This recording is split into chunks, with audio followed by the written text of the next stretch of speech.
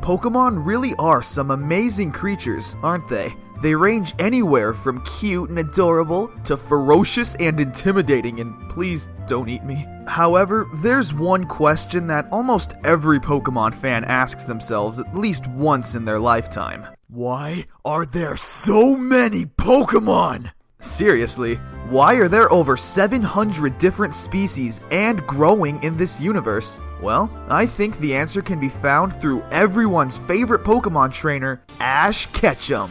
Now, how is Ash responsible for the Pokemon's existence? Well, let's answer that question with a question. Why is Ash still 10 years old? Now, that might sound irrelevant at first, but believe me, it's the key to Pokemon's entire existence. Now, with Ash being 10 years old all the time, there's a theory on this that's been around for a while, and I'm sticking to it. It's called Ash's eternal happiness. I'll quickly go over it for those who don't know about it. Episode 1 of Pokemon, Ash is super excited to finally be 10 years old and able to obtain his Pokemon license. He's obviously very dedicated to this, with all of the memorabilia in his room being Pokemon based, and even talking to himself in a short monologue about his dreams and aspirations. At the end of the episode, there's a touching scene with Ash and Pikachu. They're lying on the ground, with the sun shining down on them, and up in the distance, we see a Ho-Oh flying majestically towards a rainbow. Now, aside from being some pretty beautiful imagery, let's check something out: the Pokedex. In Generation 4 and 5, the entry for Ho-Oh is very interesting. Its feathers are in 7 colors. It's said that anyone seeing it is promised eternal happiness. Well, Ash sees it, and in turn is granted eternal happiness.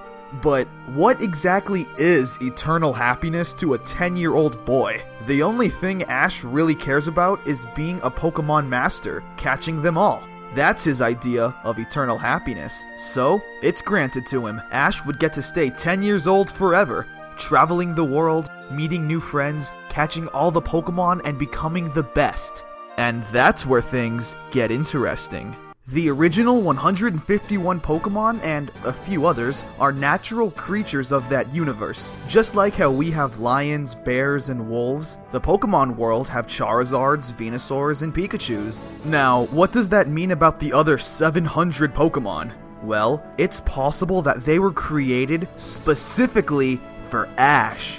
Who created them? Arceus, Ho-Oh, Professor Oak? I don't know. I'm not here to explain who created them all. I'm here to tell you why they were created. The fact that Ash now gets to remain 10 years old and spend the rest of his life adventuring and capturing Pokemon definitely could lead to some problems. There's a saying, be careful what you wish for, because you just might get it. Here's a perfect example. At the end of Mortal Kombat Armageddon, all characters have a special ending when you beat the arcade mode. When you beat the game with Shao Kahn, his ending shows that he became so powerful and strong that he eventually managed to conquer every realm that exists. He was absolute ruler of everything, just like he always wanted. But eventually, he was driven into madness. There wasn't anything else for him to rule. His life now had no meaning.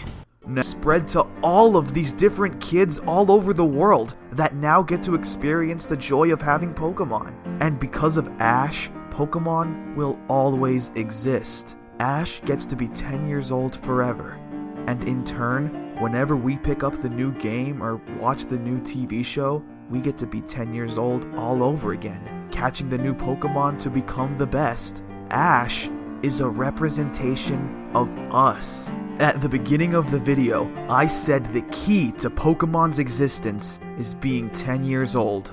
What's Pokemon trying to tell us? Without that 10-year-old spirit, the things that we loved as kids, like Pokemon, would eventually disappear. We all have our personal Ho-Ohs, the things that brought us joy as kids, and will continue doing so as our eternal happiness. Growing up is inevitable, but you should never let your inner child grow up as well. Keep it safe, and more importantly, keep it alive.